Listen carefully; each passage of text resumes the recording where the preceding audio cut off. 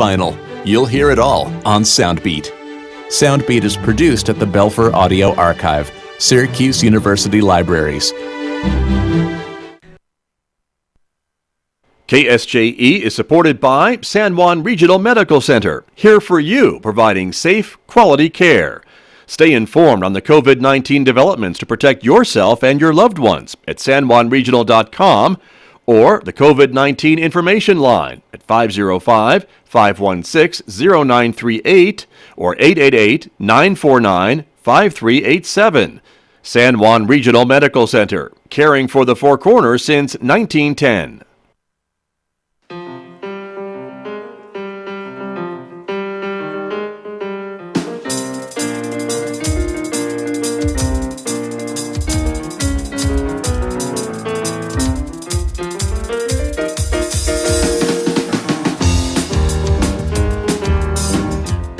Ten minutes past 8 o'clock. It's Wednesday morning, March 25th. Good morning, everyone. I'm Scott Nicklin, and thank you for tuning in to KSJE 90.9 FM over the air here in San Juan County, 103.3 FM over the air in Durango, Colorado, and streaming everywhere this morning from our website at ksje.com. Also, good morning to our viewers who are watching this visual radio program streaming live to the KSJE YouTube channel and Facebook page. We're glad you're with us this morning as well, everybody. Welcome aboard. Coming up in the next few moments, I'm going to be talking with Farmington Schools Superintendent Dr. Eugene Schmidt. She's got lots of information to share about how the school district is responding to the COVID-19 situation throughout San Juan County. So that is coming up in the next few moments right here on KSJE. Then later on this hour, we'll be checking in with Communications Professor Dr. Mike Hadabaugh from the Encouragement Lab. 8:50 a.m. that will be happening. Dr. Hadabaugh will be joining us with some more great words of advice, so we look forward to that today, especially coming up later on this hour. And then don't forget, of course, it is our daily local COVID-19 information program streaming over the YouTube channel and Facebook page at 9 a.m. today. Co-host Megan Cullip will be joining me at 9. We'll be sharing some of the latest developments about the case locally and some other things that the city is doing, that the county is doing, and some local nonprofits in our community. So that's what we're doing every morning, by the way, Monday through Thursday at 9 a.m. right here on KSJE over our YouTube channel and our Facebook page, and I'll give you some information about how you can listen to the program over the radio later on today, because that is going to be happening as well. Mick Hess will be on the radio at 9 a.m., though, as he normally is, of course. That does not change, and today on Roving with the Arts, Mick is playing some Schubert symphonies, Symphony number 8 and 9 on Roving with the Arts today at 9:06 on KSJE. So stay tuned for that, of course. And then Tracy Hales-Vass is here at 10:30, right on Four Corners. It's our local and regional author program. That hasn't changed either. Tracy is talking with the author Eric Speyer today about his latest book called Kubi Meets Rosita. And Eric Speyer is also the illustrator of this book, so he'll be talking a bit about that as well with Tracy coming up this morning at 10:30 over the air on KSJE. And then this reminder, so we are going to be rebroadcasting the audio of our COVID-19 local information program every day, same day at 5 p.m., 5:06 after the news. You can hear the audio from the live 9 a.m. program at 5:06 over the radio, KSJE 90.9 or 103.3 or streaming. So if you know someone who isn't on the internet, who doesn't do social media, that is an opportunity for them to get the same local information every day we do the program, Monday through Thursday at 5:06 p.m. on KSJE. So I want to make sure I shared that with you this morning as well. Don't forget, of course, we're also sharing information on Twitter and Instagram, so connect with us there if you are a social media person. And let's quickly talk about the weather. It's going to be a windy day today, 63 for a high with partly sunny skies. Wind gusts this afternoon could reach 40 miles per hour, so that's a sign of spring, I think. Overnight, windy with a low of 46. It'll be windy again on Thursday with a high of 64, and maybe some scattered snow flurries overnight Thursday with a low of 32. Chance of rain and snow and colder weather coming our way on Friday with a high of 47 and an overnight low of 28 before things get sunny again on Saturday with a high of 50 degrees and overnight low of 30 on Saturday night, 57, and partly sunny skies on Sunday. And we always tell you that visual radio can take you places. We will show you the scenes from just a few moments ago in Durango, Colorado, from Smelter Mountain there overlooking downtown Durango. And there's not a lot of traffic in Durango this morning, understandably so, because folks are supposed to be staying home. That is what has been going on throughout the country and throughout the world, of course, but we can still show you some of the scenes from downtown Durango from that great live camera courtesy of Durango Live Cam and Brainstorm Internet. So that is the scene this morning along Main Avenue in Durango. Let me turn to my guest who is with us this morning to talk a little bit about what's going on with the Farmington Municipal School District, and that is Dr. Eugene Schmidt, who is actually joining me from the telephone this morning. Dr. Schmidt, good morning. Good morning, Scott, and good morning to all of those enjoyers of the cultural beacon of the Four Corners. Thank you for joining me this morning, Dr. Schmidt. I know you, like others, have been very busy with what's been going on, of course, and there's lots to talk about of how the school district is responding to some of these things about having to keep kids out of your schools and learning from home. And I know you've established a lot of different things to make that happen. And then the other part of the conversation is about nutrition, because for some students, the only meal they may get is because of the schools, either breakfast or lunch. And so there's lots to talk about, I know. So I appreciate your time this morning to guide me through all of this. Yes, and so I appreciate the chance to share thoughts with our community. And let me first offer you a compliment. And for this time of, being out of balance as a, city, nation, state, you bring a certain amount of normalcy to our day. So you're kind of the fire chat guy of Farmington, that you bring normalcy to our lives in these stories. And I think often, what a community appreciates is let's be calm, let's follow the rules, let's be safe. And so I wanted to thank you for giving voice to our community, to the community, that we're going to get through this. And it's going to be something that we do together to make it through. So I'm going to give two other shout outs, and that's to Mike Maestas, who is with the county, but he is the front person on a group of people, school, city, county, that every day is examining what's going on and trying to bring understanding as to what we as a school district and community can do to make sure that our county is safe. And with that, I'll give one more shout out. For those of you who read the Daily Times, there was a nice article by Mike Stark, who is our county manager. And again, he reminds us of the importance of this is a good time to be home if you can and stay safe, and that, cover your coughs and just be smart, and we're going to get through this. So just a number of shout outs before I jump into the things that I wanted to talk about. And I'm going to flip the order a little bit if you're showing it on your screen. All right, we will be, you bet. But things that we want to talk about today, we want to certainly talk about the importance of nutrition, but we also want to talk about the impact of the state budget to schools and the possible special session. I want to celebrate the work of Aaron Gokul, who is an important part of our staff we'll talk about. And we'll talk about what's going on in our first week of learning, and for those of you, the importance of staying at home. So, and most importantly, that we're not forgetting about our seniors, and so we're trying to figure out a pathway in the event of school closure is extended. So let me jump into the slideshow, if you can put that for the viewers. For those who are listening online like I am from my telephone, we want to give a congratulations to Aaron Gokul. And Aaron Gokul, a longtime teacher in Farmington, and this last year we've brought her into district office to help facilitate and coach teachers. But we can see her smiling face right now, Dr. Schmidt. Thank you. Oh, wonderful. Yeah, she just has received a prestigious nomination from the state of New Mexico for a national award. It's called the Hannah McGregor Teacher of the Year Award for people who are involved in National History Day, and she's been a stalwart for us in guiding kids to State History Day competitions, and many of those students have qualified for nationals. And, it's one of those years that in a normal year that people will be heading out to Washington, D.C. to tell about their State History Day projects. And so really a compliment to Aaron.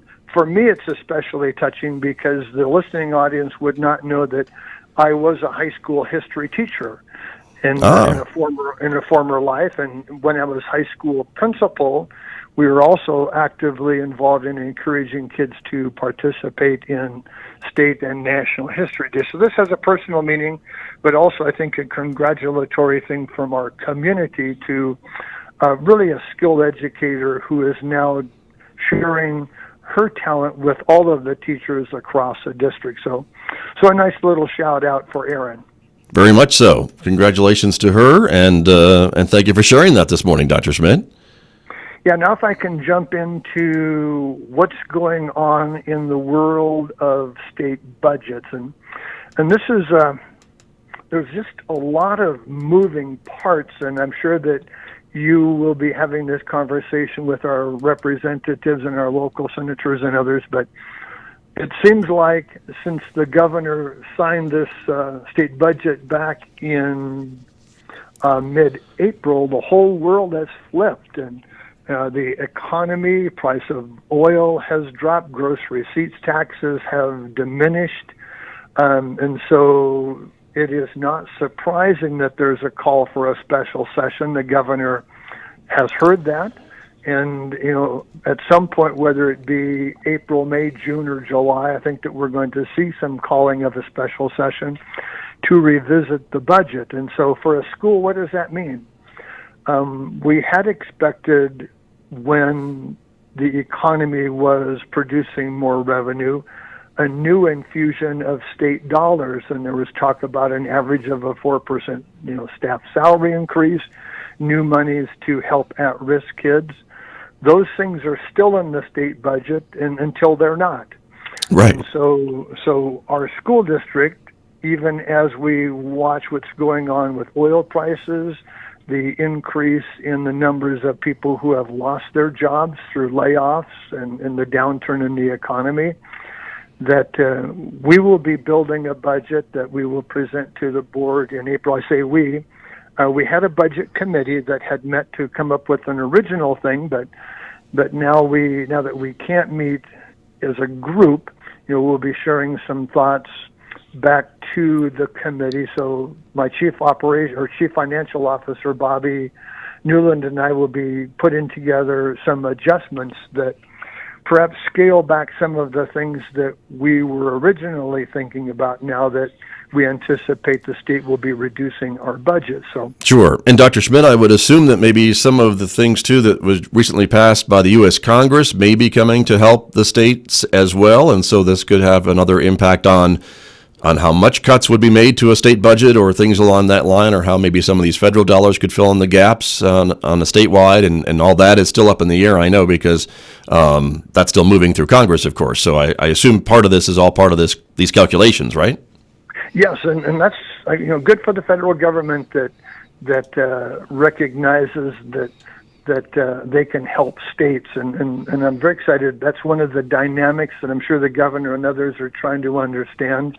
There is going to be an infusion of federal dollars, and it's our hope that will backfill some of the decrease in revenues from the state, and perhaps that's one of the reasons that the governor is waiting to see, let's get past these next 15 days or 20 days. Let's see how the federal infusion of dollars helps us. And so maybe some of these cuts that I worry about today won't have to occur, because at some point, Scott, people are going to get back to work. The economy is going to pick up, and we don't want to be overreactionary, but we do want to be cautious. And so I appreciate you sharing that to our listeners, that the federal government, that's going to help, and that help is appreciated. Sure, right. And I know, as you mentioned, the governor has already signed the original budget that was passed during the legislative session earlier this year, of course. She did line item veto a couple of things, kind of with the knowledge that some of these things that you talk about were happening. The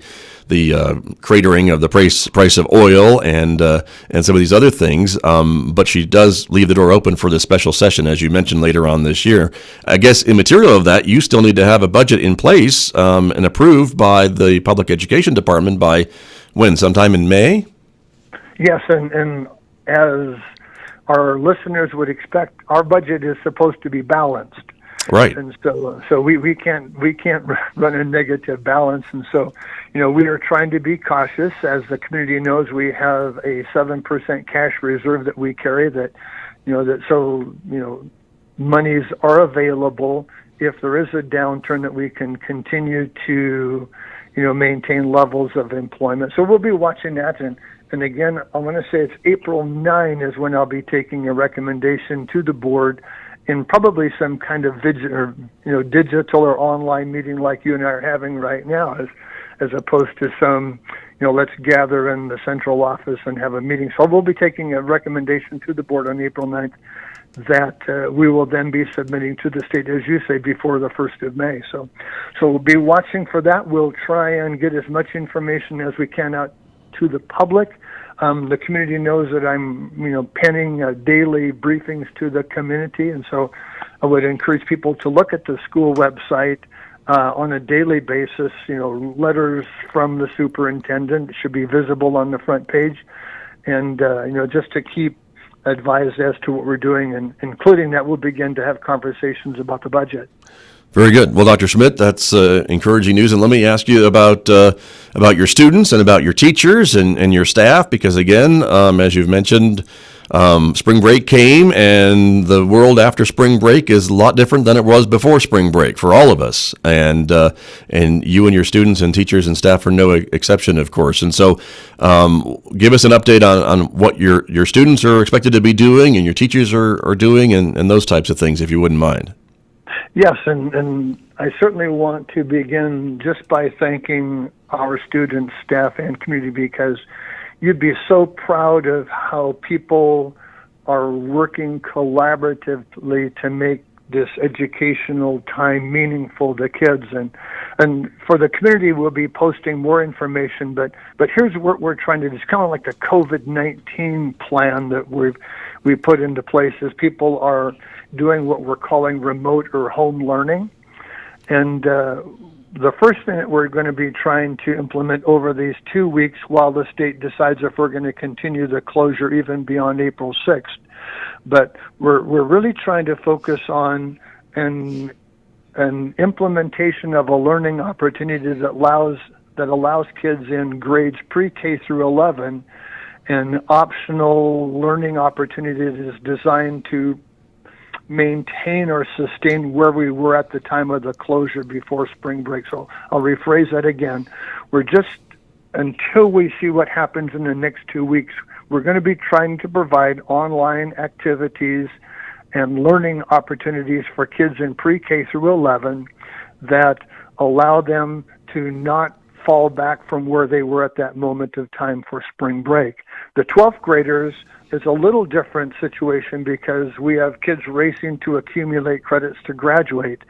And so we're going to try and continue to create situations where our seniors can grow their knowledge to accumulate their credits towards graduation. So we'll be watching as I share more information about that in those daily briefings over these next couple of weeks. But again, we are really proud, and I'm going to share just a few examples. I spoke with Nicole Lamson, my executive director of curriculum, this morning. I said, well, how's this first 2 days gone for us? And it's really just a wonderful story. There's been a few glitches with Schoology conferencing. And Schoology is the messaging device that we use from teachers to students, but the platform has proved to be pretty amazing as a communication device between students and staff. And in addition to that, we have coaches or facilitators who are working with the teachers to provide teachers with the online support to push those lessons out to the kids. And what the students know is that teachers are setting up office hours. And these office hours during the school day, teachers are available to answer questions remotely for the lessons and the enrichment activities that were posted on their sites. And it goes further than that. You know, a lot of great examples. For example, Country Club Elementary has created a home spirit week. And I think that's just a lovely bit of business, but you know, those people out in Country Club can go onto their school website and see how they can do spirit activities at home. And PE teachers, for example, across the district are engaging students in online fitness activities. Music teachers have posted videos on their websites or Facebooks to support the efforts of parents for music at home. Right. Farmington High, you know, Tim Keenitz, Principal Keenitz, has done some really nice work posting videos to the community as, you know, we know that these are unusual times. So there's really some nice work being done. Good to know, Dr. Schmidt. Let me, pardon me for interrupting, but we had a couple of questions on our Facebook page that I wanted to pass along to see if you could answer those. One viewer is asking, they don't want their students repeating the same grade if they can pass the EOCs. Is that something that makes sense to you, that question? Yes, and that's a conversation we're having internally. That's not our intent to hold the kids back because of school closures or a state decision. In my conversations with the public education department, they, as well as to the federal government, we're in the process of putting together a waiver of instructional hours on behalf of Farmington kids that we send to the public education department. Public education department is in conversation with the Fed about sending a statewide request to reduce instructional hours. So I would say don't be worrying about repeating grades. We will figure out at some point if new learning can take place in the fall or whenever we come back to school. So don't be worrying about that one. Okay. All right. And another question about would the state budget not allow you to finish the school year? Is that something, another ongoing conversation? No, the state has every expectation, as do my leadership team, and working conversationally with the board, is that we will provide instructional practices, you know, up through the end of the year. Okay. So I'm confident that we have the money to do that, and the state, I think, expects that of us, and so. Okay. And one final question, again, and viewers and listeners, thank you for being part of our conversation this morning. What about AP testing? Do we know how that's going to work yet, is the question. Yes, I've seen some preliminary information coming out from the AP College Board. The federal government, U.S. Department of Ed, seems to be pushing it as well. I expect that the state will be releasing information as well. Right now, there's at least conversationally, there's talk of some take a 45-minute AP test at home. And so when we know more information about that information will be released. But the state and AP College Board certainly is building a plan that kids will be able to test at home.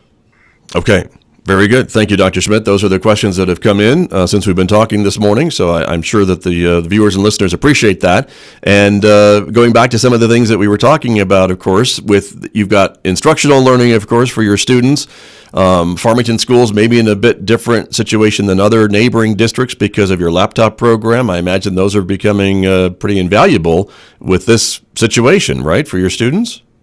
Yes, and while I want to assure our listening audience this morning that I'm practicing social distance when I'm out in the community, but I chanced to be in a checkout line listening to women about my age who were saying that they were grandparents of kids in our school, and one was explaining that her granddaughter, who was in first grade at Country Club, had been issued a laptop.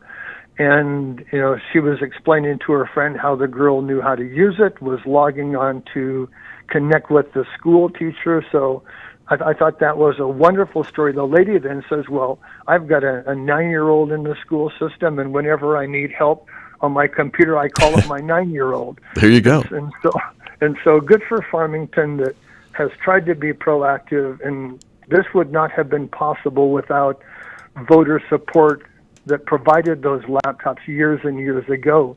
Right. Farmington has a long, at least a 10-year history of community support through their tax dollars that have enabled us to do that.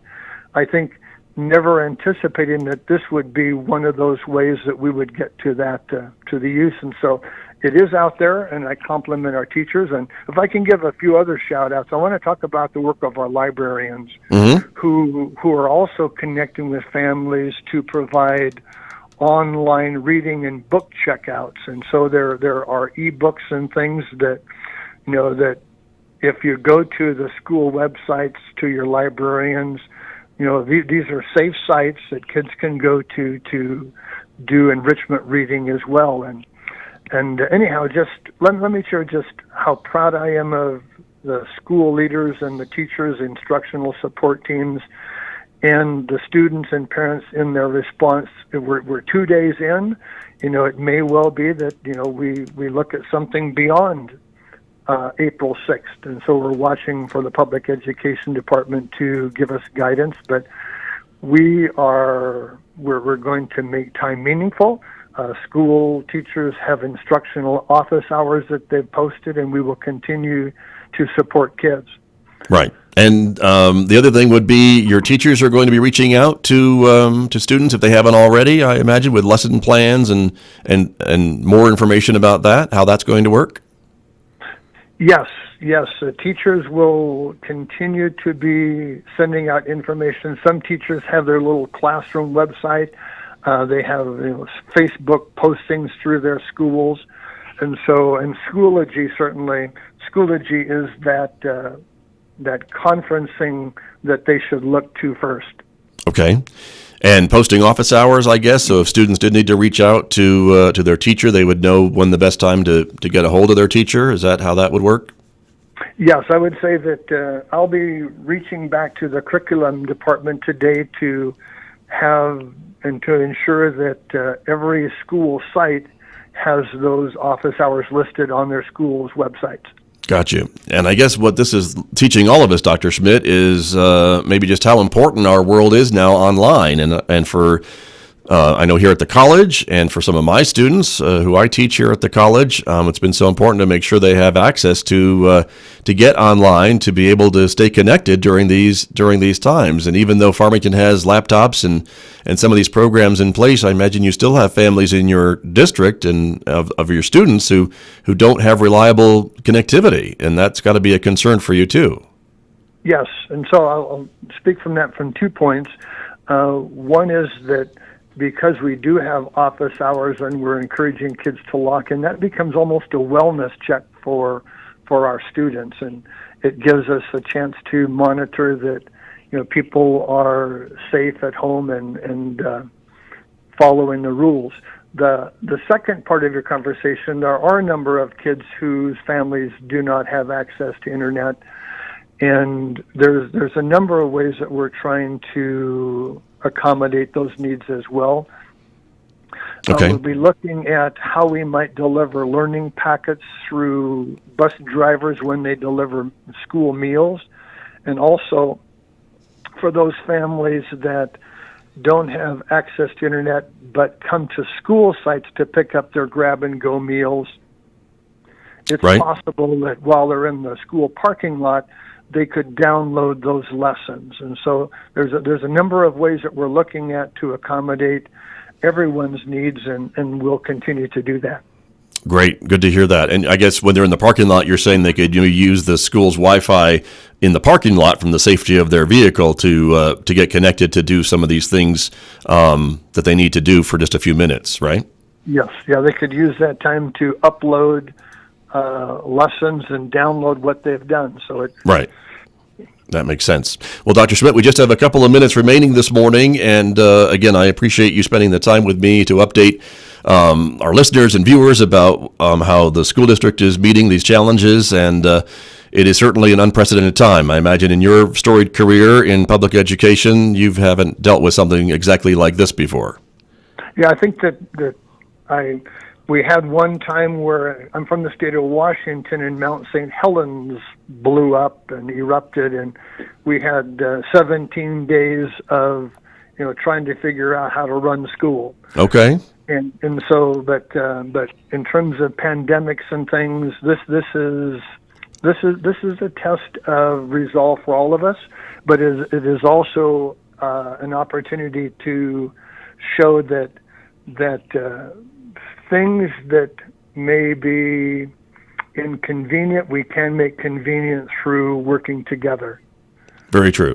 And coming together, even if we can't sit next to each other, we can be together on the radio in this kind of format to come together as a community and share information, and that I appreciate you doing. You did have a concern, and we've seen it too, with more folks going online. There's more chances for scams and things like that because the internet, as great as it is, can also be not so great. And so I know you're concerned and just want to make sure your families are cautious when clicking on things and opening emails that they may be getting on those student computers. Yeah, I appreciate that. And again, you need to help us be the conscience for the community. People need to be aware that during this time of coronavirus, that you're going to get all kinds of things, offers and scams and schemes, and so be very careful about, opening links. Just the FBI is concerned that. In fact, I'm looking at the FBI public service announcement. If I can just says watch out for emails claiming to be from the Center of Disease Control and things that purporting to provide information, donating to charities and social media, contributing to crowdfundings. Just be careful of the things that you read, offering to sell you things, and right. just show caution. Good advice. Good advice, Dr. Schmidt. Thank you very much for joining us. We are out of time, but I so appreciate your expertise and insights this morning. Thank you very much. Okay, Scott. Goodbye. All right. Thank you. Dr. Eugene Schmidt, Superintendent of Schools with the Farmington School District, my guest here on KSJE. Thank you for joining me, everyone. Don't forget, still to come, Dr. Mike Haddabaugh will be here in a few moments with our weekly trip to the Encouragement Lab, and then at 9 a.m., it is our live on Facebook and YouTube local information program about COVID-19. Back with more in just a moment. This is KSJE.